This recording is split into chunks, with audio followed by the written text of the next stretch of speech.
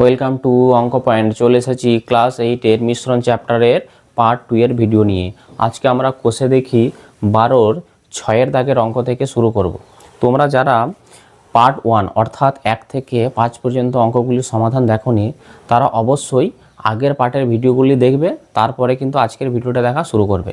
যে কোনো চ্যাপ্টারের অঙ্ক তোমরা কিন্তু একটা সিস্টেমেটিক ওয়েতে অর্থাৎ সিরিয়াল ওয়াইজ কিন্তু ফলো করবে।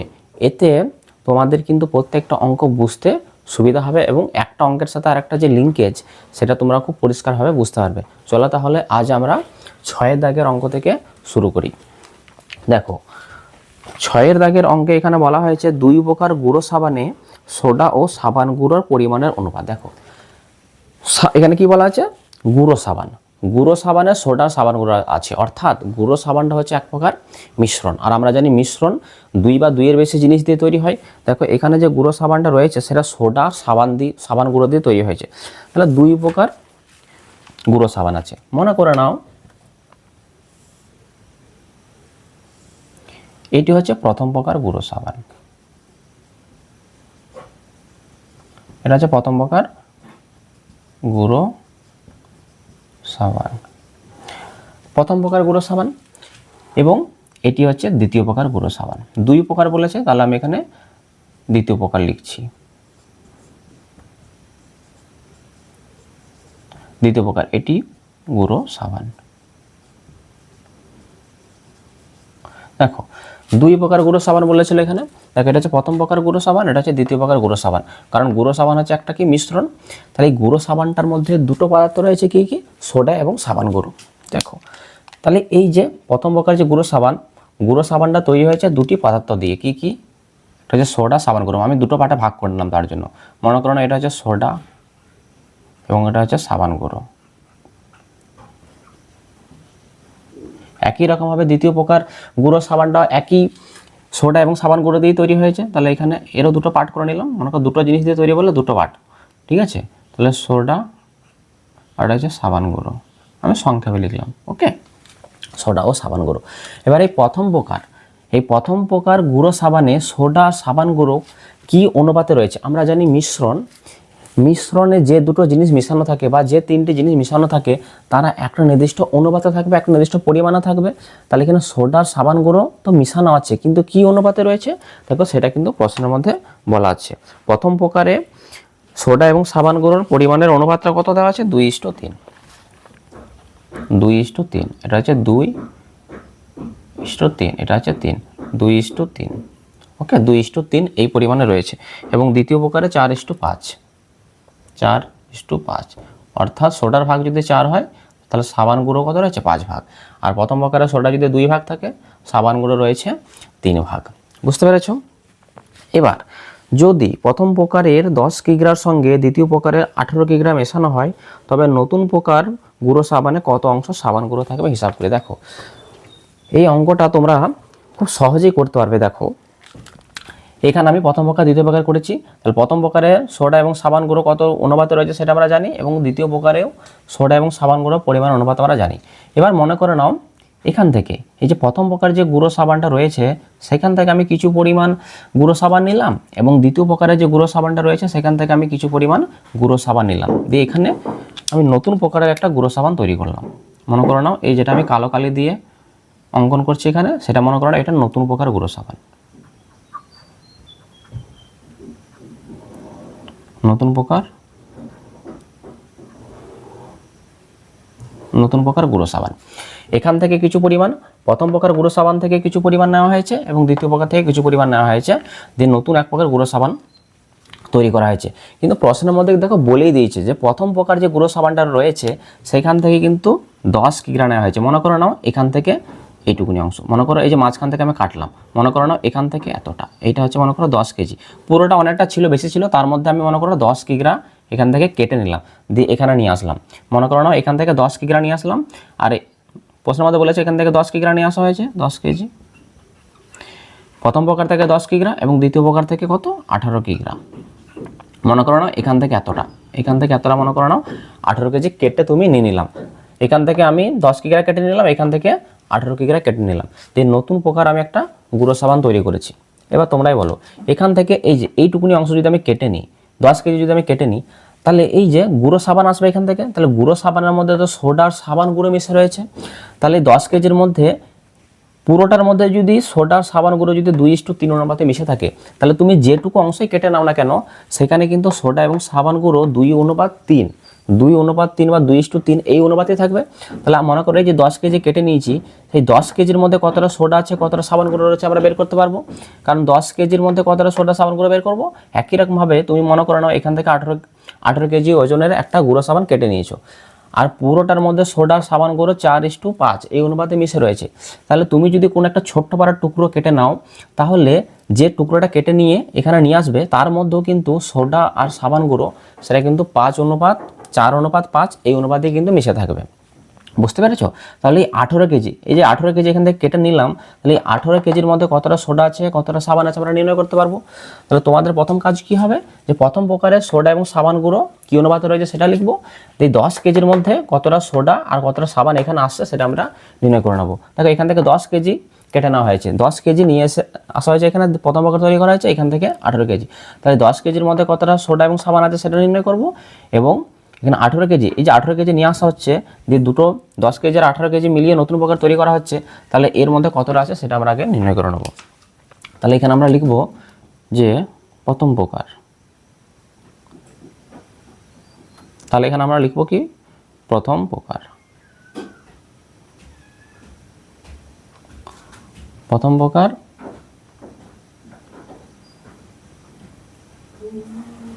গুঁড়ো সাবান। দেখো প্রথম প্রকার গুঁড়ো সাবান, এই যে প্রথম প্রকার গুঁড়ো সাবান, এখানে সোডা সাবান গুঁড়োর পরিমাণের অনুপাত দেখো প্রশ্নের মধ্যে বলা আছে, তাহলে এখানে আমরা লিখব যে সোডা ও সাবান গুঁড়োর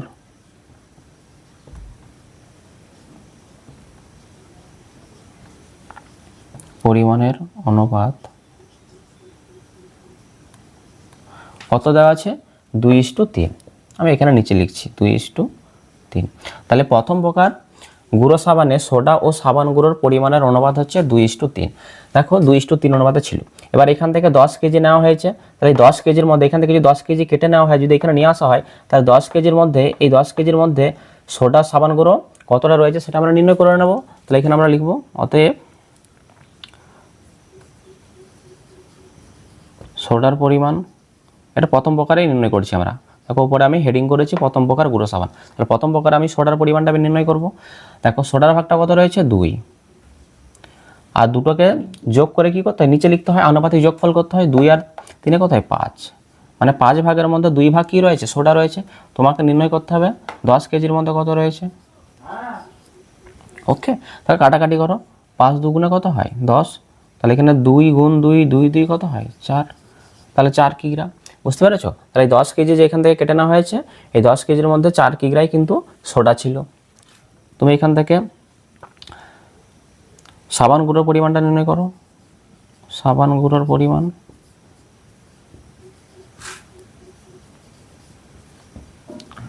তাহলে সাবান গুঁড়োর পরিমাণটা কত হবে, দেখো সাবান গুঁড়ো কত রয়েছে, সাবান গুঁড়ো রয়েছে 3:3, আর দুটোকে যোগ করে নিচে 2 আর 3 কত হয় 5, গুণ কত 10,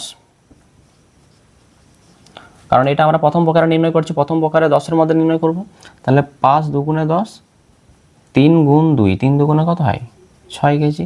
দেখো মোট 10 কেজি এখান থেকে কেটে আনা হয়েছিল, মনে করো 10 কেজি প্রথম প্রকার থেকে 10 কেজি নেওয়া হয়েছিল, তাহলে 10-এর মধ্যে 6 যদি সাবান গুঁড়ো হয়, তাহলে সোডা দেখো 4, তাহলে 4 আর 6 কত হলো 10 হয়ে গেল। দেখো 10 কেজি মিলে গেল এখানে। দেখো একই রকমভাবে আমরা এই যে দ্বিতীয় প্রকার রয়েছে, তাহলে দ্বিতীয় প্রকারের সোডা সাবান গুঁড়ো কী অনুপাতে রয়েছে 4:5। তাহলে এই 18 কেজির মধ্যে এখান থেকে যদি 18 কেজি নেওয়া হয়, নতুন প্রকারটা তৈরি করা হয়, তাহলে 18 কেজি যখন নিয়ে আসা হয়েছে তার মধ্যে তার সাথে কতটা সোডা এসছে কতটা সাবান গুঁড়ো এসছে সেটা কী করে নির্ণয় করবো। দেখো এখানে যেরকমভাবে করলাম ঠিক সেমভাবে আমরা করে নেব। তাহলে এখানে আমরা লিখব কি, এখানে আমরা লিখব দ্বিতীয় প্রকার,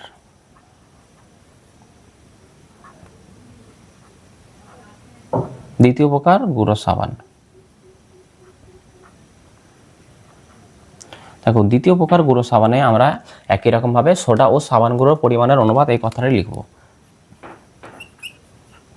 সোডা ও সাবান গুঁড়োর সাবান গুঁড়োর পরিমাণের অনুপাত। দেখো এটা প্রশ্নের মধ্যে দেওয়া ছিল কত, 4:5। তাহলে তুমি এখানে লেখো 4:5। তাহলে একই রকমভাবে আমরা সোডার পরিমাণ এবং সাবান গুঁড়ো পরিমাণটা এখান থেকে নির্ণয় করে নেব। তাহলে এখানে আমরা লিখতে পারি অতএব সোডার পরিমাণ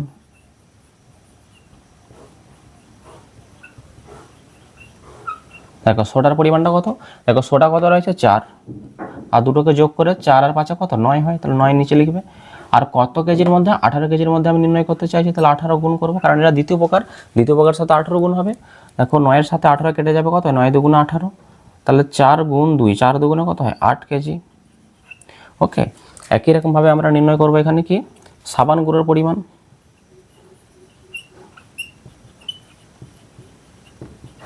সাবান গুঁড়োর পরিমাণ, সাবান গুঁড়োর পরিমাণটা তুমি কি করে নির্ণয় করবে, দেখো সাবান গুঁড়ো কত রয়েছে, কত অনুপাতে রয়েছে 5, তাহলে 4 আর 5 9, নিচে 9 লিখবে, গুণ কত 18 কেজি। তাহলে কাটাকাটি করো, 9 দুগুণে কত হয় 18, 2 গুণ 5, 5 দুগুণে কত 10 কেজি।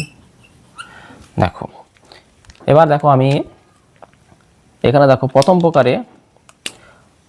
প্রকারে এটা কি পেয়েছি আমি, সোডার পরিমাণ। প্রথম প্রকারে এটা আমি কি পেয়েছি বলো তো, গুঁড়ো সাবানের পরিমাণ। একই রকমভাবে দ্বিতীয় প্রকারে সোডার পরিমাণটা কত পেয়েছি এখানে 8 কিগ্রা, আর সাবান গুঁড়ো পরিমাণটা কত পেলাম 10 কিগ্রা। দেখো দ্বিতীয় প্রকারে দেখো এই 8-এর সাথে 10কে যোগ করলে কত হয় 18 হয়, দেখো 18 কিগ্রা, এটা মিলে যাচ্ছে। এবার দেখো এখানে দেখো প্রথম প্রকার থেকে সোডার পরিমাণটা কত এসেছিল, এখান থেকে যখন আমি সোডা নিয়েছিলাম, দেখো প্রথম প্রকার থেকে সোডা কত এসছে 4, দ্বিতীয় প্রকার থেকে সোডা কত আসলো, দেখো দ্বিতীয় প্রকার থেকে সোডা এসছে 8, তাহলে নতুন প্রকারে মোট সোডা কত হচ্ছে 4 আর 8 কত হয় 12 কিগ্রা। একই রকমভাবে দেখো প্রথম প্রকার থেকে সাবান গুঁড়ো কত এসেছিল 6 কিগ্রা। ওকে, এবং দ্বিতীয় প্রকার থেকে সাবান গুঁড়ো কত এসেছিল 10 কিগ্রা। তাহলে মোট সাবান গুঁড়ো কত এসছে 6 আর 10 কত হয় 16 কিগ্রা। বুঝতে পেরেছো? তাহলে নতুন যে প্রকার গুঁড়ো সাবানটা তৈরি করা হয়েছে সেখানে আমি কি পাচ্ছি, সোডার পরিমাণ পাচ্ছি আমি 12 কিগ্রা, এবং সাবান গুঁড়ো পরিমাণটা কত পাচ্ছি আমি 16 কিগ্রা। এবং সেটা কি করে পেলাম, দেখো দুই প্রকার থেকে এখান থেকে এবং এখান থেকে যে পরিমাণ সোডা এসছে সেটাকে যোগ করে দিয়েছি, এবং প্রথম প্রকার এবং দ্বিতীয় প্রকার থেকে যে পরিমাণ সাবান গুঁড়ো এসছে সেটাকে আমি যোগ করে দিয়েছি। তাহলে তোমরা এখানে কি লিখবে এবার, যে নতুন প্রকার গুঁড়ো সাবানে সোডার পরিমাণ দেব এইখান থেকে প্রথম প্রকার থেকে এবং দ্বিতীয় প্রকার থেকে যে দুটো সোডা এসছে সেটাকে যোগ করবে, এবং সাবান গুঁড়োর পরিমাণটা কি করে নির্ণয় করবে, প্রথম প্রকার এবং দ্বিতীয় প্রকার থেকে যোগ করে দেবে। দেখো তাহলে আমি উপরের অংশটুকু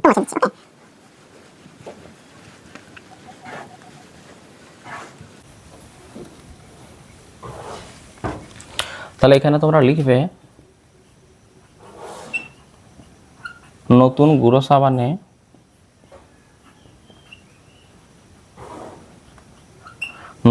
সাবানে সোডার পরিমাণ।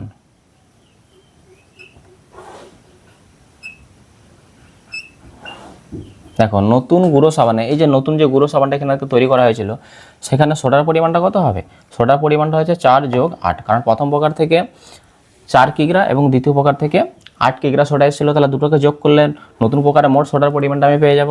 তাহলে 4 যোগ 8, তাহলে তোমরাই বলো 4 আর 8 কত হয়, এখানে কেজি লিখবে, তাহলে 4 আর 8 হয় 12, তাহলে 12 কিগ্রা।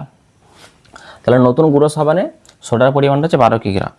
এবার তুমি কি লিখবে, যে নতুন গুঁড়ো সাবানে সাবান গুঁড়োর পরিমাণ, সাবান গুঁড়োর পরিমাণ কত পাবে, দেখো প্রথম প্রকার থেকে সাবান গুঁড়ো কত এসেছিল 6 কিগ্রা, যোগ দ্বিতীয় প্রকার থেকে কত এসছে 10 কিগ্রা, তাহলে 6 আর 10 কত হয় 16 কিগ্রা। দেখো এখানে যে নতুন প্রকার যে আমি গুঁড়ো সাবানটা তৈরি করেছি সেখানে আমি সোডা এবং সাবান গুঁড়ো নির্ণয় করতে পেরেছি 12 এবং 16 কিগ্রা। তাহলে নতুন প্রকার গুঁড়ো সাবানে সোডা এবং সাবান গুঁড়োর অনুপাতটা কত হবে, তাহলে এই যে সোডা এবং সাবান গুঁড়ো এই দুটোকে যদি আমি অনুপাতে প্রকাশ করি তাহলে আমি বুঝতে পেরে যাব যে অনুপাতটা কত হচ্ছে। তাহলে এখানে লিখব অতএব নতুন গুঁড়ো সাবানে সোডা ও সাবান গুঁড়োর পরিমাণের অনুপাত। তাহলে নতুন গুঁড়ো সাবানের সোডা ও সাবান গুঁড়োর পরিমাণের অনুপাত কত হবে? সোডাটা কত পেয়েছি নতুন প্রকারে? 12 কিগ্রা। 12 কিগ্রা অনুপাত। দেখো অনুপাত নির্ণয় করবো, তাহলে অনুপাত চিহ্নটা দিতে হবে। আর এখানে সাবান গুঁড়োটা কত পেয়েছি? 16 কেজি। তাহলে কিগ্রা কিগ্রা কেটে দাও। তাহলে দেখো 12 আর 16কে একটু সিম্পলিফাই করে নাও, লঘিষ্ঠ আকারে প্রকাশ করো। দেখো 4 দিয়ে দুটোকে কাটা যাচ্ছে, 4 3 12 অনুপাত 4 4 কত পেলাম? 16 পেলাম। বুঝতে পেরেছো? 4 দিয়ে কেটে 4 3 12 হয়, 4 4 16, তাহলে 3:4। তাহলে নতুন এই যে নতুন প্রকার গুঁড়ো সাবান, সেখানে সোডা এবং সাবান গুঁড়োর পরিমাণের অনুপাত কত হচ্ছে? 3:4। এবার দেখো প্রশ্নে কি জানতে চাইছে, এখানে প্রশ্নে জানতে চেয়েছে যে নতুন গুঁড়ো সাবানে কত অংশ সাবান গুঁড়ো থাকবে। কত অংশ মানে কি? এখানে দেখো মোট কত সাবান গুঁড়ো পরিমাণ জানতে চাইছে তোমাকে। সাবান গুঁড়োটা কত রয়েছে? 4 রয়েছে। কতর মধ্যে? দুটোকে যোগ করলে কোথায়? 7 হয়। তাহলে 7 ভাগের মধ্যে 4 ভাগ কত? 7 ভাগের মধ্যে 4 ভাগ হচ্ছে সাবান গুঁড়ো। তাহলে এখানে লিখবো আমরা অতএব নতুন গুঁড়ো সাবানে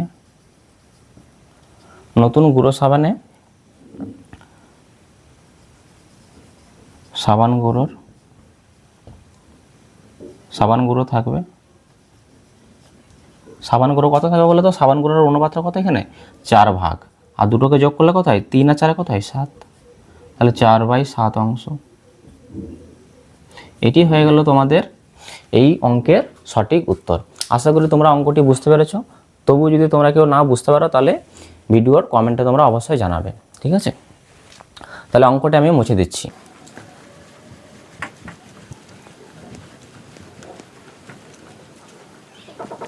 এবার আমরা দেখে নেব 7 দাগের অঙ্কটি। দেখো 7 দাগের অঙ্কে বলা হয়েছে দুটি সমান আয়তনের পাত্রে যথাক্রমে 1/3 ও 1/4 অংশ ফলের রস ছিল। আমি পাত্র দুটির অবশিষ্টাংশ জলপূর্ণ করে অন্য একটি পাত্রে সমগ্র জল মিশ্রিত ফলের রস ঢাললাম। তাহলে নতুন পাত্রে ফলের রস ও জলের পরিমাণের অনুপাত কী হবে হিসাব করে লিখি। দেখো দুটি সম আয়তনের পাত্র নেওয়া হয়েছে। মনে করো না এটি একটা পাত্র এবং এটি হচ্ছে অপর একটি পাত্র, এবং দুটি পাত্রেরই আয়তন কিন্তু সমান। অর্থাৎ এই পাত্রটির মধ্যে যদি 1 লিটার জল ধরে, তাহলে এই পাত্রটির মধ্যে অবশ্যই 1 লিটার জলই ধরতে হবে। তার জন্য এই দুটিকে সম আয়তনের পাত্র বলা হয়েছে। ওকে, এবার আমি তো জানি না এদের আয়তন কত। আমি ধরে নিলাম এই পাত্রটির আয়তন হচ্ছে 1 ইউনিট, 1 একক, এবং এরও 1 একক। বুঝতে পেরেছ? 1 ইউনিট করে আমি ধরে নিলাম যে এর আয়তন হচ্ছে 1 ইউনিট, এরও আয়তন হচ্ছে 1 ইউনিট, 1 একক করে হচ্ছে এদের আয়তন। এবার দেখো বলেছে দুটি সমান আয়তনের পাত্রে যথাক্রমে 1/3 অংশ এবং 1/4 অংশ ফলের রস ছিল। এই যে প্রথম পাত্র আছে না, এই প্রথম পাত্রে মনে করো ফলের রস মনে করো 1/3 রয়েছে। এখানে কোয়েশ্চেনের মধ্যে দেওয়া আছে 1/3 অংশ ফলের রস রয়েছে। এবার ধরে নাও এই পাত্রটির এই নিচের থেকে এত দূর পর্যন্ত 1/3 অংশ করলে মনে করো এতটা হচ্ছে, এইটুকুনি অংশ নিচের অংশ, এটা মনে করো ফলের রস, যেটা আমি লাল কালি দিয়ে মার্ক করলাম। 1/3 অংশ মানেও ধরে নাও এতটা অংশকে বোঝাচ্ছে 1/3 অংশ।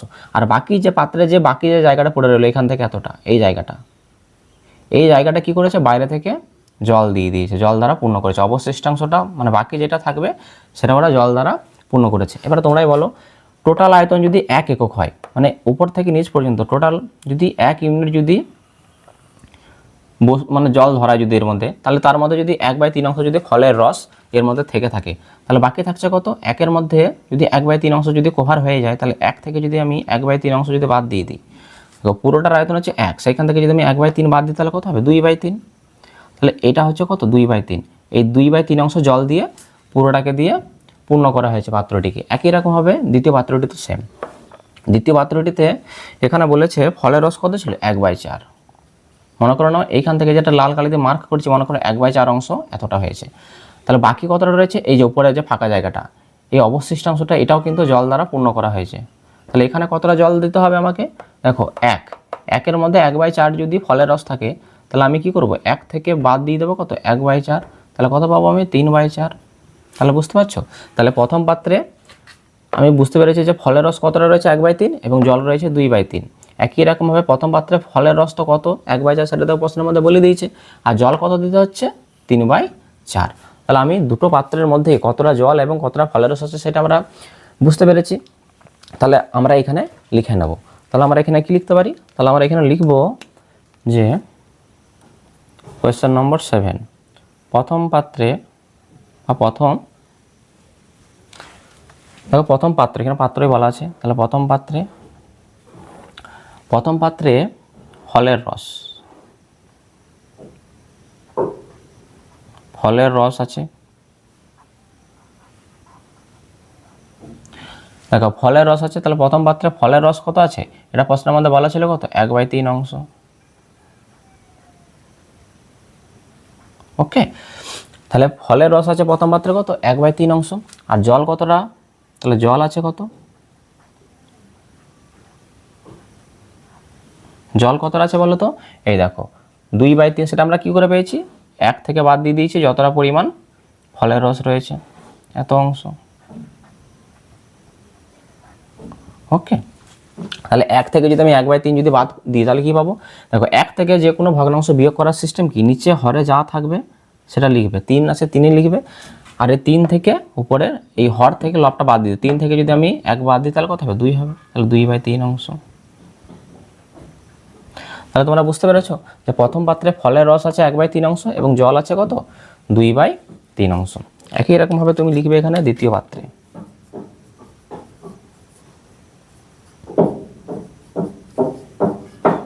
দ্বিতীয় পাত্রে ফলের রসটা কত,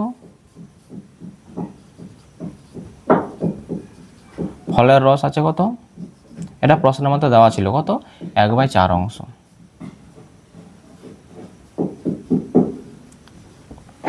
তাহলে দ্বিতীয় পাত্রে ফলের রস আছে 1/4 অংশ। তাহলে জল কতটা থাকবে দ্বিতীয় পাত্রে, জল কতটা থাকবে বলো তো, এই দেখো 3/4 নির্ণয় করেছিলাম আমরা এখান থেকে, তাহলে 1 থেকে বিয়োগ করে দেবো কত, ফলের রসটা 1/4।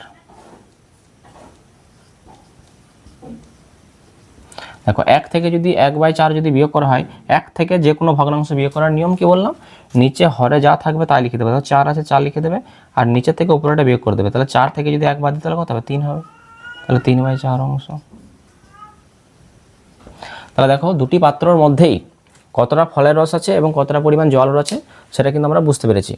এবার দেখো তারপরে প্রশ্নে কি বলা হয়েছে, দেখো তারপরে বলা হয়েছে যে আমি পাত্র দুটির অবশিষ্টাংশ জল পূর্ণ করে, এই যে জল পূর্ণ করার পরে কি করেছে ওরা, ফলের রস তো ছিল, যে অবশিষ্টাংশটা জল দ্বারা পূর্ণ করার পর সমগ্র জল মিশ্রিত ফলের রস, এই যে জল মিশ্রিত এখন এটা এখন এই ফলের রসটা এখন জল মিশ্রিত হয়ে গেছে কারণ জল দেওয়া হয়েছে, এবং দ্বিতীয় পাত্রে যে ফলের রস ছিল সেটাও জল দেওয়ার ফলে এটা এখন জল মিশ্রিত ফলের রস হয়েছে। তো শব্দটা তোমরা বুঝতে পারছো, জল মিশ্রিত ফলের রস কেন বলা হচ্ছে, কারণ জল মেশানো হয়েছে। এবার এইখান থেকে মানে প্রথম পাত্র এবং দ্বিতীয় পাত্র থেকে যে জল মিশ্রিত ফলের রস সেটাকে একটা দেখো অন্য একটি পাত্রে ঢালা হলো, মনে করো না এরকম একটা পাত্রে ঢালা হলো, এরকম একটা বড় পাত্রে ঢালা হলো। তোমাকে জানতে চাইছে এই যে নতুন পাত্র, এখানে ফলের রস ও জলের পরিমাণের অনুপাত কী হবে। দেখো তাহলে এই নতুন পাত্রটিতে যদি প্রথম পাত্র এবং দ্বিতীয় পাত্রটিকে যদি পুরো জল মিশ্রিত ফলের রস যদি মেশানো হয় তাহলে তুমি কী পাবে। দেখো এই প্রথম পাত্র থেকে কি পরিমাণ এখান থেকে ফলের রস আসবে, কারণ প্রথম পাত্রে ফলের রস ছিল কত, 1/3 অংশ, তাহলে প্রথম পাত্র থেকে ফলের রস আসবে 1/3 অংশ, এবং দ্বিতীয় পাত্র থেকে কতটা পরিমাণ ফলের রস আসবে, দ্বিতীয় পাত্র থেকে ফলের রস আসবে কত, 1/4 অংশ। তাহলে মোট কত হবে, তাহলে যোগ করতে হবে। তাহলে নতুন পাত্রে আমি কি পাচ্ছি, ফলের রস 1/3 যোগ 1/4। ওকে, এটা হচ্ছে ফলের রস। এবং এই নতুন পাত্রে কতটা পরিমাণ জল আসবে, দেখো প্রথম পাত্র থেকে জল আসবে কত, 2/3 অংশ। ওকে, দ্বিতীয় পাত্র থেকে জল কত আসবে, দেখো দ্বিতীয় পাত্র থেকে জল আসবে কত, 3/4 অংশ। তাহলে মোট জল কত হবে, তাহলে যোগ করতে হবে। তাহলে দেখো নতুন পাত্রে ফলের রস এবং জলটা আমরা কী করে পাচ্ছি, এখান থেকে ঢালা হলে দুই জায়গা থেকে ঢালা হলে দুটো পাত্রের মধ্যে যে পরিমাণ ফলের রস ছিল সে দুটোকে যোগ করব, এবং দুটো পাত্রের মধ্যে যে পরিমাণ আমরা জল পেয়েছি সে দুটোকে যোগ করে দিলে আমরা ফলের রস এবং জল এখান থেকে আমরা নির্ণয় করতে পারবো। তাহলে এই অংশটা আমি একটু মুছে দিচ্ছি, ঠিক আছে। দেখো তাহলে আমরা লিখব এবার, অতএব নতুন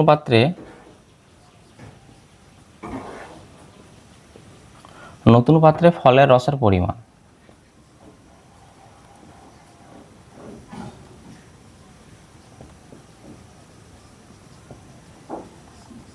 নতুন পাত্রে ফলের রসের পরিমাণটা কত হবে বলো তো। দেখো 1/3 যোগ 1/4, 1/3 যোগ 1/4 এত অংশ। তাহলে দেখো 1/3 একটা ভগ্নাংশ, 1/4 একটা ভগ্নাংশ। আর তোমরা অনেক আগে এগুলো শিখেছো যে ভগ্নাংশের যোগ কি করে করতে হয়। ভগ্নাংশ যোগ করার নিয়ম হচ্ছে নিচে যে এই ভগ্নাংশের নিচে হর রয়েছে 3, এই ভগ্নাংশের নিচে অর্থাৎ হর রয়েছে কত 4, তাহলে 3 আর 4 লসাগু নিতে হয়, হরগুলো লসাগু নিতে হয়, 3 আর 4 লসাগু কত হয় 12 হয়। তাহলে 12 লিখলাম নিচে। এবার এই 12কে এই লসাগু যেটা পেলাম তাকে ভাগ করতে এখানকার হরগুলো দিয়ে, তাহলে আমি 12কে যদি 3 দিয়ে ভাগ করে কত পাবো 3 4 আবার 4 পেলাম। 4-এর সাথে উপরের একটাকে গুণ করতে হয়, উপরের সংখ্যাটাকে গুণ করতে হয়, তাহলে 4-এর সাথে 1কে গুণ করলে 4 হবে এখানে, প্লাস এই 12কে এবার একই রকমভাবে 4 দিয়ে ভাগ করলে 3 পাওয়া যায়, 3-এর সাথে উপরের 1কে গুণ করলে কত হবে 3 1 3। তাহলে তোমরাই বলো উপরে 4 যোগ 3 তাহলে 7, আর নিচে কত 12 যেরকম আছে লেখো, তাহলে 7/12 অংশ। তাহলে তোমরা বুঝতে পারলে যে নতুন পাত্রে ফলের রসের পরিমাণটা কত পেলাম 7/12 অংশ, এবং সেটি কি করে পেলাম আমরা। এবার তোমরা লিখবে যে নতুন পাত্রে জলের পরিমাণ, নতুন পাত্রে জলের পরিমাণ। দেখো নতুন পাত্রে জলের পরিমাণটা কত হবে বলো তো। দেখো নতুন পাত্রে জলের পরিমাণটা কত হবে, এখান থেকে এসেছিল 2/3 এবং এখান থেকে এসেছিল 4/3, তাহলে 2/3 যোগ 3/4 এত অংশ। বুঝতে পেরেছ।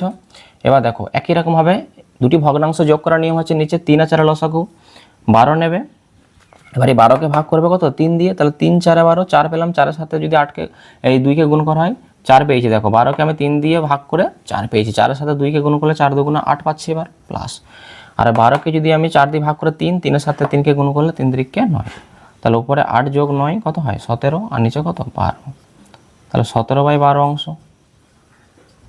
দেখো তাহলে এই নতুন যে পাত্রটা এর মধ্যে আমি কতটা পরিমাণ আমি ফলের রস পেয়েছি 7/12, ওকে, এবং জল কতটা পেয়েছি 17/12। প্রশ্নের মধ্যে জানতে চাইছে যে নতুন পাত্রে ফলের রস ও জলের পরিমাণের অনুপাত কত। তাহলে এটা এবং এটাকে যদি আমরা অনুপাত করে দিই তাহলে আমরা উত্তর পেয়ে যাব।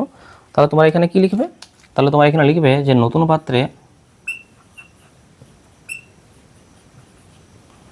পাত্রে ফলের রস ও জলের পরিমাণের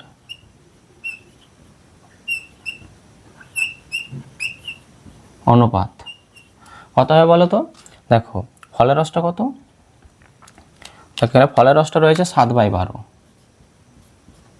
অনুপাত বলেছে তাহলে অনুপাত চিহ্নটা দাও, আর জলটা কত পেয়েছি আমরা 17/12।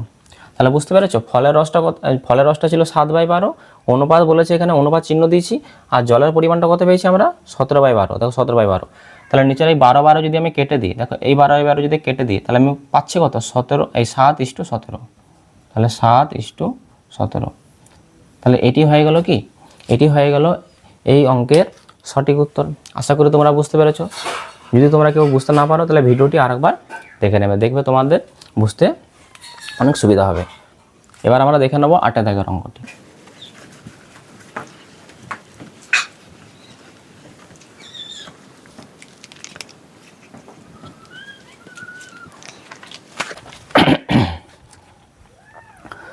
দেখো এবার আমরা দেখে নেব 8 দাগের অঙ্কটি। দেখো 8 দাগের অঙ্কে বলা হয়েছে রেশমি খাতুন 3টি সমান মাপের গ্লাস শরবত পূর্ণ করেছে। দেখো 7 নম্বর অঙ্কে 2টি সমান আয়তনের পাত্র ছিল, এবার এখানে 3টি সমান মাপের গ্লাস ব্যবহার করা হয়েছে এবং সেগুলো শরবতে পূর্ণ করা রয়েছে। এই 3টি গ্লাসের শরবতে জল ও সিরাপের পরিমাণের অনুপাত কত কত করে রয়েছে তার পরিমাণের অনুপাতটা কিন্তু দেওয়া আছে। এবং একই রকমভাবে আমরা যেরকমভাবে 7 নম্বর অঙ্কটা করেছি পুরো সেম প্রসেসে কিন্তু এটা করতে হবে। আমি এই 3টে গ্লাসের শরবত একটি বড় পাত্রে ঢেলে দিলাম, হিসাব করে দেখি এই নতুন পাত্রে জল ও সিরাপের পরিমাণের অনুপাত কী হবে। দেখো এটা তোমরা কি করে করবে। দেখো রেশমি খাতুন কি করেছে 3টে সমান মাপের গ্লাস নিয়েছে, মনে করে নাও এটি হচ্ছে প্রথম গ্লাস,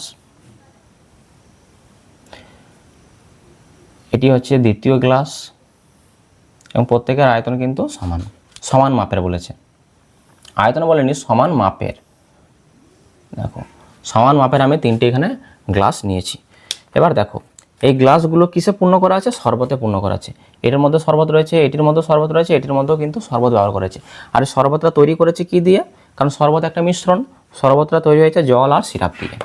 মনে করো না এর মধ্যে দুটো জিনিস রয়েছে, তাহলে সিরাপ আর জল রয়েছে, এটির মধ্যেও সিরাপ আর জল রয়েছে, এটির মধ্যেও সিরাপ আর জল রয়েছে বলে আমি দুটি পার্টে এটাকে বিভক্ত করে দিচ্ছি বোঝার সুবিধার জন্য। ওকে, এটা হচ্ছে প্রথম গ্লাস, এটা হচ্ছে দ্বিতীয় গ্লাস, আর এটা হচ্ছে তৃতীয় গ্লাস। তিনটি সমান মাপের গ্লাস রয়েছে, বুঝতে পেরেছ?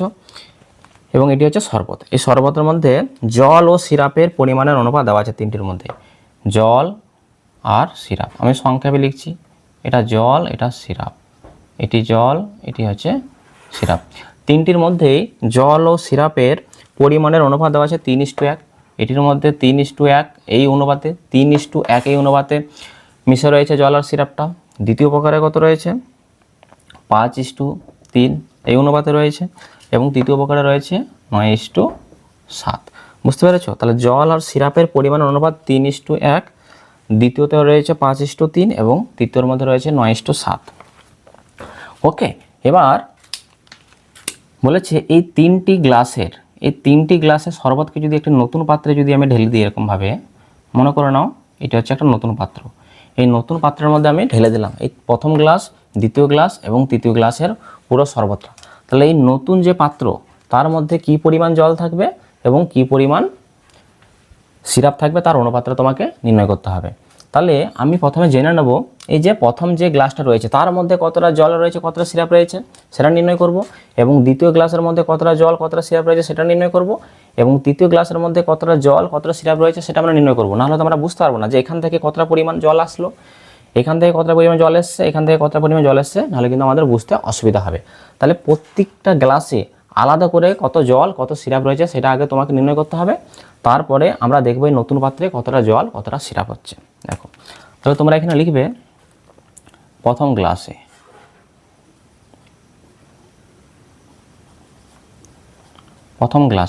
দেখো প্রথম গ্লাসে জল আর সিরাপের পরিমাণের অনুপাত দেওয়া আছে। তাহলে এখানে তোমরা লিখবে যে জল ও সিরাপের পরিমাণের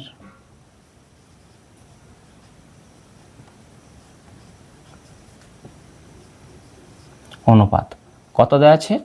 3:1। তাহলে এখানে তুমি লেখো 3:1।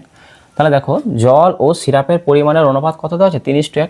তাহলে আমি বলতে পারি অতএব তাহলে জলের আনুপাতিক ভাগহারটা কত হবে? দেখো তাহলে প্রথম পাত্রে জলের আনুপাতিক ভাগহার কত হবে? দেখো জল রয়েছে 3, সিরাপ রয়েছে 1, তাহলে দুটো মিলিয়ে মোট কত হচ্ছে? 3 আর 1 4। তাহলে জল আর সিরাপ মিলিয়ে রয়েছে কত? 4। তাহলে 4-এর মধ্যে জল আছে 3, মানে 3/4 অংশ কি? তাহলে আমি বলতে পারি না যে টোটাল ভাগ যদি 4 হয়, জল আর সিরাপ মিশিয়ে রয়েছে কত? 4, মিলে রয়েছে 4, তাহলে তার মধ্যে জল কত? 3। তাহলে জলের আনুপাতিক ভাগহারটা কত হবে? 3/4 অংশ। তাহলে তোমরা এখানে লিখবে যে জলের আনুপাতিক ভাগহার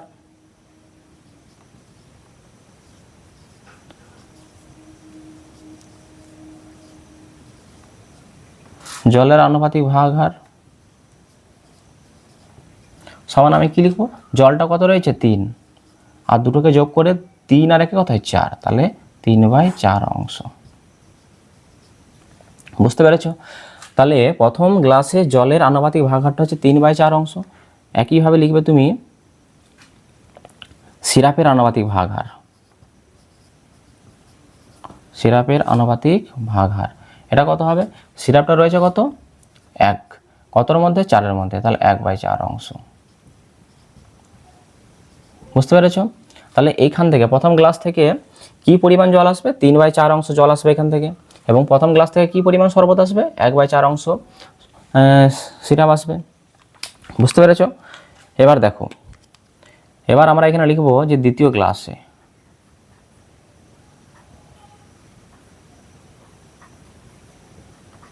দেখো দ্বিতীয় গ্লাসে জল ও সিরাপের পরিমাণের অনুপাত কত? 5:3।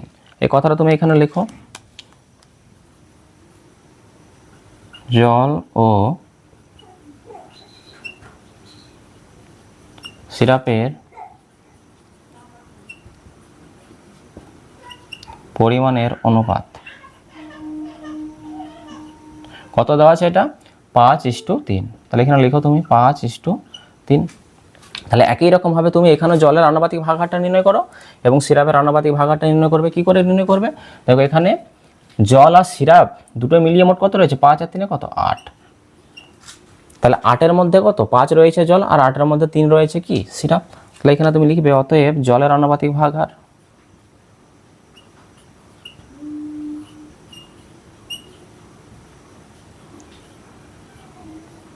জলের আনুপাতিক ভাগহার। তাহলে জলের আনুপাতিক ভাগহারটা তুমি কি করে নির্ণয় করবে? জলের ভাগটা কত 5, আর 5 আর 3 কত 8, তাহলে 5/8 অংশ।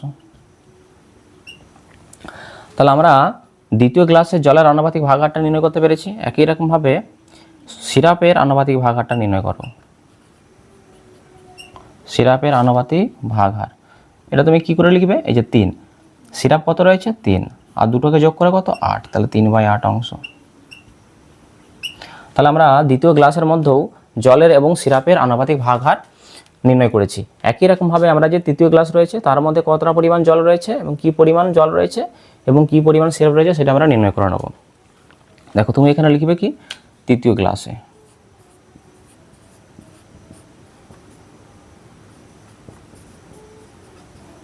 তৃতীয় গ্লাসে লিখবে জল ও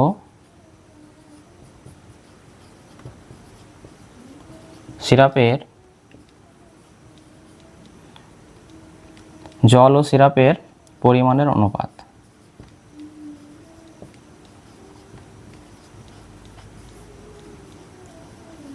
দেখো কি অনুপাতে রয়েছিল এখানে 9:7, তাহলে 9:7।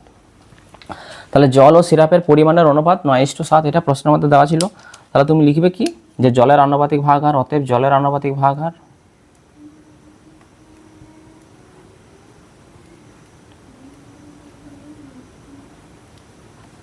জলের আনুপাতিক ভাগহার।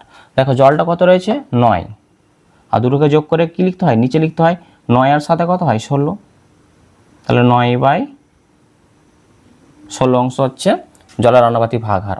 একই রকমভাবে আমরা সিরাপের আনুপাতিক ভাগহারটা লিখব। সিরাপের আনুপাতিক ভাগহার এটা কত হবে 7, আর দুটোকে যোগ করে নিচে, তাহলে 7/16 অংশ। তাহলে তোমরা বুঝতে পেরেছো যে 3টি গ্লাসের মধ্যে কি পরিমাণ জল রয়েছে এবং কি পরিমাণ সিরাপ রয়েছে। এবার দেখো এই যে প্রথম গ্লাস, এই গ্লাসের শরবত যদি এখানে যদি ঢেলে দেওয়া হয়, এই প্রথম গ্লাস থেকে যদি শরবতটা এই নতুন পাত্রের মধ্যে ঢেলে দেওয়া হয়, তাহলে এখান থেকে কি পরিমাণ, এখান থেকে তুমি কি পরিমাণ জল পাবে? দেখো জলের আনুপাতিক ভাগটা প্রথম গ্লাসে কত ছিল 3/4। ওকে, তো জলগুলোকে সব একসাথে রাখতে হবে। তাহলে প্রথম গ্লাস থেকে আমি 3/4 এই পরিমাণ জল পেয়েছি। দ্বিতীয় গ্লাস থেকে কি পরিমাণ জল আসবে? দেখো 5/8 পরিমাণ আসবে। 5/8 প্লাস কেন দিচ্ছি? কারণ এখানে মোট আমি জলের পরিমাণটা বা ভাগহারটা নির্ণয় করতে চাইছি। তাহলে তৃতীয় গ্লাসের মধ্যে কতটা পরিমাণ জল আসবে? দেখো 9 আর 7 দুটোকে যোগ করলে কত হয় 16, তাহলে 9/16। দেখো 3/4, 5/8 আর 9/16 এই তিনটি ভগ্নাংশকে যদি আমি যোগ করি, তাহলে যে নতুন পাত্র, এই নতুন পাত্রের মধ্যে আমি কি পাবো? জলের পরিমাণটা পেয়ে যাব। দেখো এখানে আমরা নির্ণয় করেছিলাম, জলের আনুপাতিক ভাগহার হচ্ছে 3/4। দেখো এখানে আমরা নির্ণয় করেছিলাম কি, এখানে আমরা নির্ণয় করেছিলাম জলের আনুপাতিক ভাগহার হচ্ছে 3/4, দ্বিতীয়র মধ্যে জলের আনুপাতিক ভাগহার হচ্ছে 5/8 এবং তৃতীয় গ্লাসের মধ্যে জলের আনুপাতিক ভাগহারটা হচ্ছে কত 9/16। বুঝতে পেরেছো? তাহলে এটা হচ্ছে কি জল নতুন পাত্রে। একই রকমভাবে নতুন পাত্রে সিরাপের আনুপাতিক ভাগহারটা তুমি কি করে নির্ণয় করবে? দেখো এখান থেকে কি পরিমাণ সিরাপ এসেছিল 1/4 যোগ এখান থেকে কি পরিমাণ এসেছিল 3/8 প্লাস, আর এখান থেকে কত 9/16। তাহলে এই দুটোকে যোগ, এই যে এটাকে যোগ করে আর এটাকে যোগ করলে যেটা পাবো তাদের যদি আমি অনুপাত নির্ণয় করতে পারি, তাহলে কিন্তু আমাদের উত্তরটা চলে আসবে। এবার আমরা লিখব কি, দেখো এই অংশটা আমি একটু মুছে দিচ্ছি।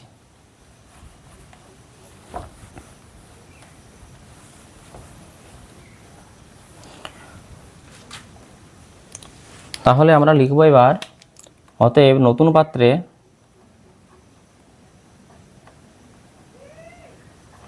পাত্রে জলের পরিমাণ। তাহলে নতুন পাত্রে জলের পরিমাণটা কত হবে? দেখো 3/4 যোগ কত, আবার 5/8 যোগ তারপর কত 9/16, বুঝতে পেরেছ? এখানে তোমরা অংশ লিখবে, বুঝতে পেরেছ? এত অংশ। তাহলে নতুন পাত্রে জলের পরিমাণটা আমরা এই তিনটাকে যোগ করে দেখি কত পাচ্ছি আমরা। দেখো 4, 8 আর 16, 3/4, 5/8, 9/16 এরা ভগ্নাংশ। ভগ্নাংশ যোগ করার নিয়ম তোমরা জানো, নিচের হরের লসাগু নিতে হয়। 4, 8 আর 16 লসাগু কত হয়? 16 হবে। তাহলে এই 16কে যদি আমি এই 4 দিয়ে ভাগ করি তাহলে কত পাবো? 4 পাবো। 4 4 16 হয়, 4-এর সাথে যদি 3কে গুণ করা হয়, 4 3 কত হয়? 12 পাবো এখানে আমরা, প্লাস। এবার দেখো এই 16কে যদি আমি 8 দিয়ে ভাগ করি তাহলে কত পাবো? 8 2 × 16, 2-এর সাথে উপরে 5কে গুণ করলে কত হয়? 10, প্লাস। 16কে যদি আমি 16 দিয়ে ভাগ করি 1 পাবো, 1-এর সাথে 9কে গুণ করলে 9 1 × 9। তো তুমি কত পাচ্ছ? দেখো 12 আর 10 কত? 22, 22 আর 9 কত হয়? 31। তাহলে 31/16, বুঝতে পেরেছ? তাহলে 31/16 অংশ কি পেলাম?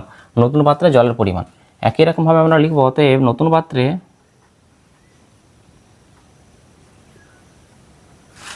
পাত্রে সিরাপের পরিমাণ।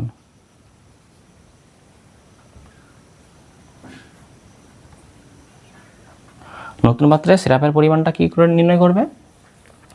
যোগ করে দাও। দেখো প্রথম পাত্রে কি পরিমাণ সিরাপ ছিল? 1/4। দেখো এখানে আমি লিখেছি। দেখো দ্বিতীয় পাত্রে কত ছিল? দ্বিতীয় গ্লাসের মধ্যে কি পরিমাণ সিরাপ ছিল? 3/8, প্লাস। আর তৃতীয় গ্লাসের মধ্যে কি পরিমাণ সিরাপ ছিল? 7/16। সবগুলোকে যোগ করে দাও, এত অংশ। বুঝতে পেরেছ? এটা আমি এবার মুছে দিচ্ছি। দেখো একই রকমভাবে 4, 8 আর 16 লসাগু নাও, 16 হবে। বুঝতে পেরেছ? তাহলে 16কে 4 দিয়ে ভাগ করলে 4 হয়, 4-এর সাথে 1কে গুণ করলে 4 1 4, প্লাস। এই 16কে যদি 8 দিয়ে ভাগ করা হয় 2, 2-এর সাথে 3কে গুণ করলে 3 2 6, প্লাস। 16কে 16 দিয়ে ভাগ করলে 1-এর সাথে 7কে গুণ করলে কত হয়? 7। তাহলে 10 আর 7 কত? 17। তাহলে 17 কত? 16 অংশ। তাহলে যে নতুন পাত্রটা এখানে ছিল তার মধ্যে কতটা পরিমাণ জল আর কতটা পরিমাণ সিরাপ সেটা আমরা নির্ণয় করতে পেরেছি, কিন্তু এটা তো বলেনি পরিমাণ, বলেছে অনুপাত। তাহলে এখানে আমরা লিখব, অতএব নতুন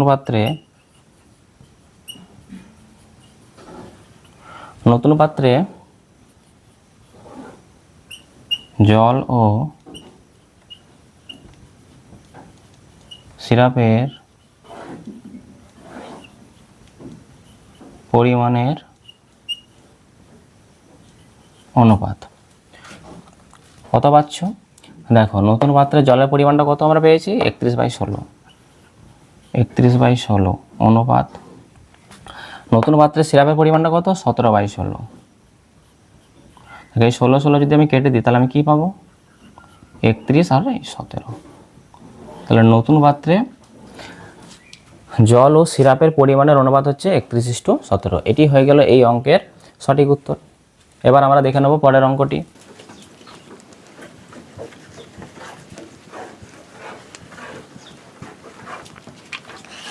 দেখো এবার আমরা দেখে নেব 9-এর দাগের অঙ্কটি। দেখো 9-এর দাগের অঙ্কে বলা হয়েছে 2 প্রকার পিতলে তামা ও দস্তার পরিমাণের অনুপাত যথাক্রমে 8:3 এবং 15:7। ওকে, এই 2 প্রকার পিতল 5:2 অনুপাতে মেশালে যে নতুন প্রকারের পিতল পাওয়া যাবে তাতে তামা ও দস্তার পরিমাণের অনুপাত কীভাবে হিসাব করে লিখি। এখানে দেখো তোমরা 6 নম্বর অঙ্কটি, যে গুঁড়ো সাবানের যে অঙ্কটি তোমরা করেছিলে আগে, সেই অঙ্কের অনুরূপভাবে এই অঙ্কটি কিন্তু সমাধান হবে। বুঝতে পেরেছ? দেখো এবার আমরা দেখে নেব 9-এর দাগের অঙ্কটি। দেখো 9-এর দাগের বলা হয়েছে এখানে 2 প্রকার পিতল। মনে করে নাও এইটা হচ্ছে প্রথম প্রকার পিতল,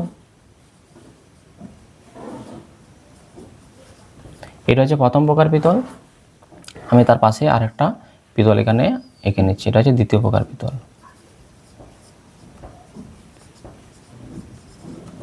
তাহলে 2 প্রকার পিতল। এবার দেখো পিতলটা তৈরি হয়েছে কি দিয়ে? কারণ পিতল একটা মিশ্র ধাতু। তাহলে পিতলটা তৈরি হয়েছে তামা আর দস্তা দিয়ে। মনে করো না এখান থেকে এদিকটা হচ্ছে তামা আর এটা হচ্ছে দস্তা। একই রকমভাবে দ্বিতীয় প্রকার পিতল তামা আর দস্তা দিয়ে তৈরি হবে, তামা এবং দস্তা। দেখো এটা হচ্ছে প্রথম প্রকার পিতল, এটা হচ্ছে দ্বিতীয় প্রকার পিতল। তাহলে পিতল যেহেতু মিশ্র ধাতু, এখানে তামার দস্তা একটা নির্দিষ্ট অনুপাতে মিশে থাকবে। কি অনুপাতে মিশে রয়েছে? প্রথম প্রকারে তামা এবং দস্তা 8:3, 8:3 এই অনুপাতে রয়েছে।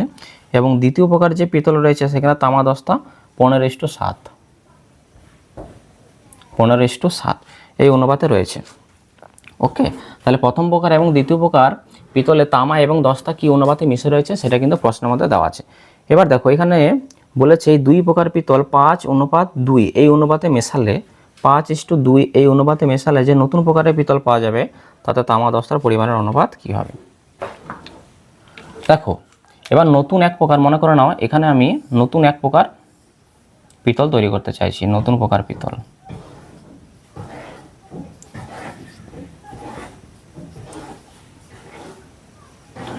মনে করো না তুমি নতুন প্রকার পিতল এখানে তৈরি করেছো।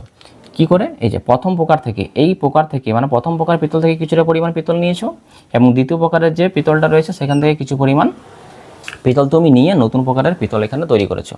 বুঝতে পেরেছো?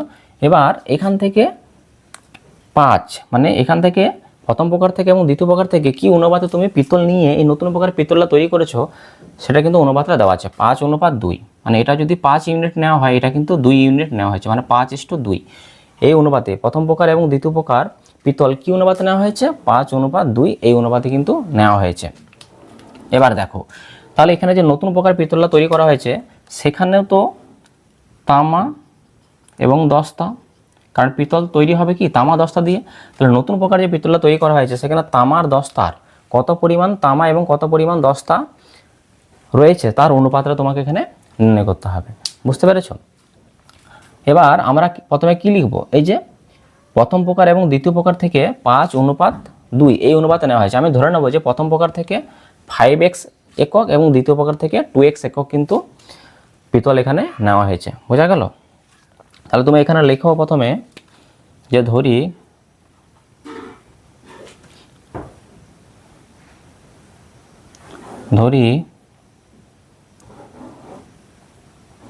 প্রথম প্রকার থেকে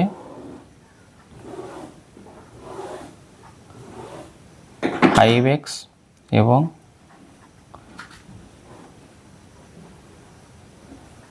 দ্বিতীয় প্রকার থেকে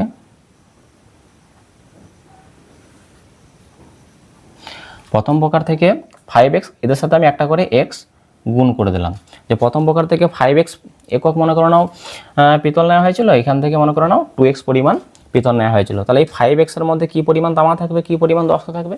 কারণ এখান থেকে যদি আমি 5x পরিমাণ যদি পিতল আমি কেটে নিয়ে এই নতুন প্রকার পিতল তৈরি করি, তাহলে এই যে পরিমাণ এই যে 5x পরিমাণ পিতল আমি কেটে নিয়েছি, তাহলে এই 5x এর মধ্যে কী হবে? তামা এবং দস্তা দুটোই চলে আসবে। এবং তামা এবং দস্তা যেহেতু 8:3 এই অনুপাতে মেশানো হয়েছে, তাহলে এই 5x এর মধ্যে আমি কতটা তামা এবং কতটা দস্তা আছে সেটা আমরা আগে নির্ণয় করে নেব। একই রকমভাবে এখান থেকে দ্বিতীয় প্রকার থেকে যদি 2x পরিমাণ যদি পিতল কেটে যদি এখানে নিয়ে এসে নতুন প্রকার তৈরি করা হয়, তাহলে এই 2x পরিমাণের সাথে তামা দস্তা মিশে আসবে। আর তামার দস্তা যেহেতু 15:7 এই অনুপাতে রয়েছে, তাহলে আমরা বলতে পারবো যে তামা কতটা এসেছে আর দস্তা কতটা এসেছে। তাহলে আমরা দ্বিতীয় প্রকার থেকে 2x এর মধ্যে কতটা তামা আছে কতটা দস্তা আছে নির্ণয় করব, এবং প্রথম প্রকারে 5x এর মধ্যে কতটা তামা এবং কতটা দস্তা আছে সেটা আমরা নির্ণয় করব। তার জন্য আমি এখানে লিখেছি যে ধরি প্রথম প্রকার থেকে 5x এবং দ্বিতীয় প্রকার থেকে 2x একক পিতল নেওয়া হলো। তাহলে এটা আমি ধরে নিলাম যে প্রথম প্রকার থেকে 5x একক এবং দ্বিতীয় প্রকার থেকে 2x একক পিতল এখানে নেওয়া হয়েছে। তাহলে এই 5x এর মধ্যে তামা দস্তা নির্ণয় করে নেবো আমরা। তাহলে এখানে আমরা লিখব যে অতএব, এখানে লিখবে প্রথম প্রকার লিখবে। তাহলে প্রথম প্রকারের মধ্যে তামার পরিমাণ এখানে লিখবে যে তামা দস্তার পরিমাণ অনুপাতটা আগে লিখে নাও যে তামা, তাহলে প্রথম প্রকারে তামা ও দস্তার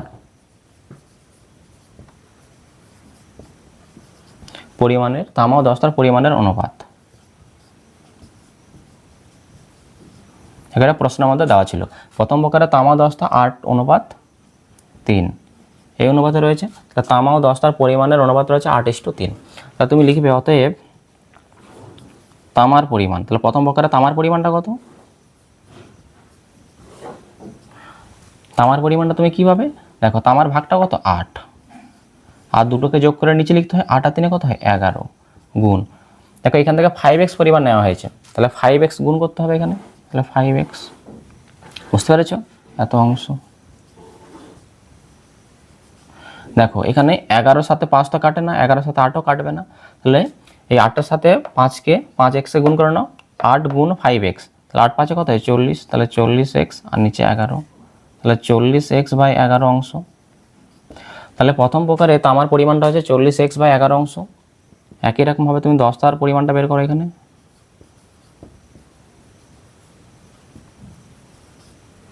তাহলে দশটার পরিমাণটা কী করে নির্ণয় করবে?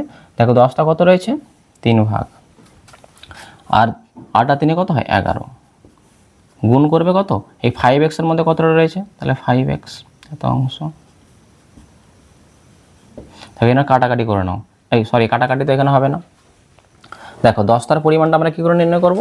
3/11 গুণ 5x, কারণ 5x-এর মধ্যে নির্ণয় করতে হবে। দেখো 11-এর সাথে 5টা কাটে না, 11-এর সাথে 3ও কাটে না, তাহলে 3 গুণ 5x, 3 5-এ কত? 15x আর নিচে কত? 11, তাহলে 15x/11 অংশ। তাহলে বুঝতে পেরেছ যে প্রথম প্রকারে তামে এবং দস্তার পরিমাণটা কত করে রয়েছে।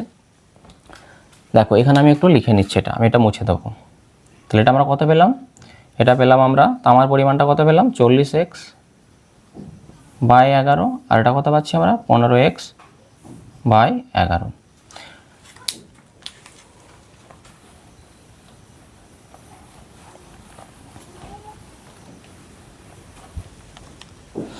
দেখো এবার আমরা লিখব দ্বিতীয় প্রকার।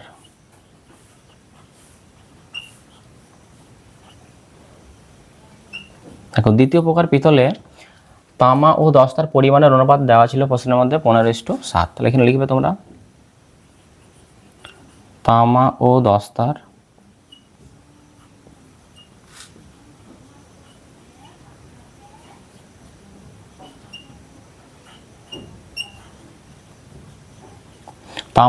পরিমাণের অনুপাত 15:7, 15:7 এটা প্রশ্নের মধ্যে কিন্তু দেওয়া ছিল। তাহলে তামার পরিমাণটা কত হবে দ্বিতীয় প্রকারে? তাহলে দ্বিতীয় প্রকারে তামার পরিমাণটা কত? দেখো তামার পরিমাণটা এবার 2x গুণ করতে হবে, কারণ তামা কত রয়েছে এখানে?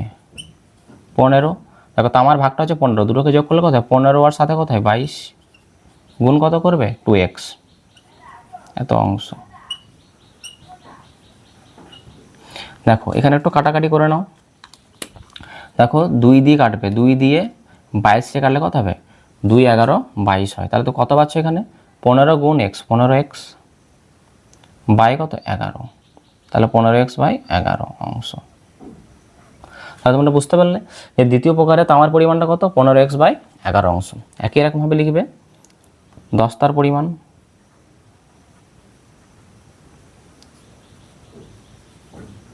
তাহলে দস্তার পরিমাণটা কী করে নির্ণয় করবে? দেখো 10টা কত? 10টার ভাগটা হচ্ছে 7, আর দুটোকে যোগ করে কত পেয়েছি? 22, গুণ কত? 2x অংশ। বুঝতে পেরেছো? তাহলে এখানে একটা কাটাকাটি করে নাও, 2 11 কত হয়? 22, তাহলে এখানে 7 গুণ x, 7x আর নিচে কত? 11, তাহলে 7x/11 অংশ। তাহলে বুঝতে পেরেছো প্রথম প্রকার এবং দ্বিতীয় প্রকার এর মধ্যে তামা এবং দস্তার পরিমাণটা আমরা নির্ণয় করতে পেরেছি। তাহলে নতুন প্রকারে তাহলে এখান থেকে কি পরিমাণ? দেখো প্রথম প্রকার থেকে কি পরিমাণ তামা আসবে ওটা আমরা এখানে লিখে রেখেছি। দেখো 40x/11 এই পরিমাণ আসবে তামা, এবং দ্বিতীয় প্রকার থেকে তামাটা কত পরিমাণ আসবে? 15x/11, এখান থেকে 15x/11 আসবে। তাহলে নতুন প্রকারে কতটা তামা হবে? প্রথম প্রকারের তামা এবং দ্বিতীয় প্রকারের তামাকে আমরা যোগ করে দেবো। বুঝতে পেরেছো? তাহলে তোমরা এখানে লিখবে অতএব নতুন প্রকার পিতলে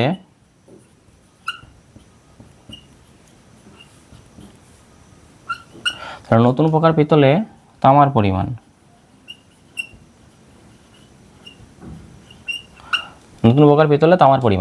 দেখো এখান থেকে তামা এসেছিল 40x/11 এই পরিমাণ, এবং এই দ্বিতীয় প্রকার থেকে তামা কতটা আসছে? 15x/11, তাহলে দুটোকে যোগ করো, 40x বাই 11 যোগ, আর দ্বিতীয় প্রকার থেকে কত তামা আসছে, যে 15x বাই 11, 15x বাই 11। তাহলে দেখো 40x বাই 11 তার সাথে যে আমাকে যোগ করতে হবে 15x বাই 11। দেখো এদের হরটা দেখো, এবার উপরটা লব নিচেটা হর, দেখো হরটা সমান, এটা 11 আছে 11 আছে, তাহলে হর যদি সমান হয় তাহলে সেটাই লসাগু হবে, তাহলে 11 হবে এটা। আর উপরে সংখ্যাগুলোকে যোগ করে লিখে দাও। দেখো 40x, কারণ হর সমান হলে উপরে সংখ্যাগুলো যোগ হয়ে যায়। দেখো 40x যোগ 15x, তাহলে 40 আর 15 কোথায়, 55x বাই 11।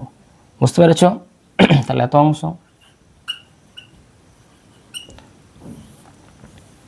তাহলে নতুন প্রকার পিতলে তামার পরিমাণটা কত পেলাম আমরা, 55x বাই 11। দেখো উপরের অংশটুকু আমি মুছে দিচ্ছি। আর এখান থেকে তামাটা কত পরিমাণ এসেছিল দ্বিতীয় প্রকার থেকে, 15x বাই 11, এবং 10টার পরিমাণটা কত, 7x বাই 11। দেখো এখানে আমি একটু লিখে নিলাম।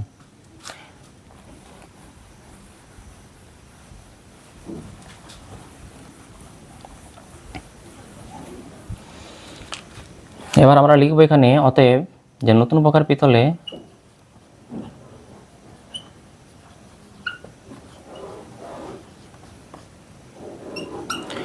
নতুন প্রকার পিতলে 10টার পরিমাণ।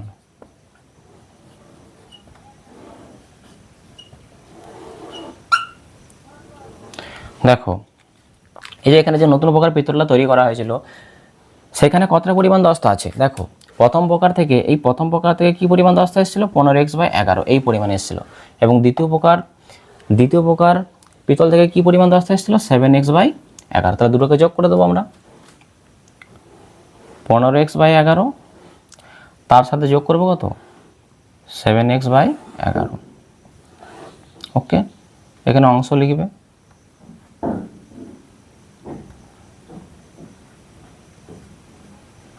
দেখো এই ভগ্নাংশের হর কত রয়েছে, 11, এই ভগ্নাংশের হর কত রয়েছে, 11। তাহলে হর যদি একই থাকে তাহলে সেটাই হবে লসাগু, তাহলে 11।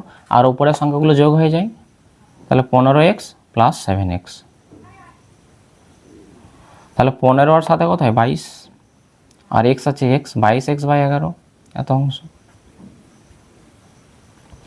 দেখো জানতে কি চাইছে, যে নতুন প্রকার পিতলে তামা ও 10টার পরিমাণের অনুপাত। দেখো পরিমাণ আমি নির্ণয় করতে পেরেছি, এবার অনুপাতটা করে দিলেই হবে আমাদের উত্তর। 55x বাই 11 এসছে এটা। তাহলে তুমি এখানে লিখবে যে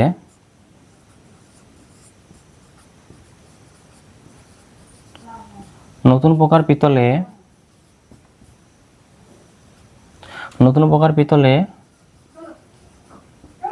তামা ও 10টার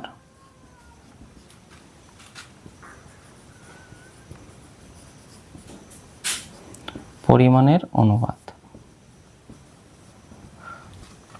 দেখো নতুন প্রকার পিতলে তামাটা কত পেয়েছিলাম আমরা, 55x বাই 11, অনুপাত 10টার কত নির্ণয় করেছি আমরা নতুন প্রকার পিতলে, 22x বাই 11।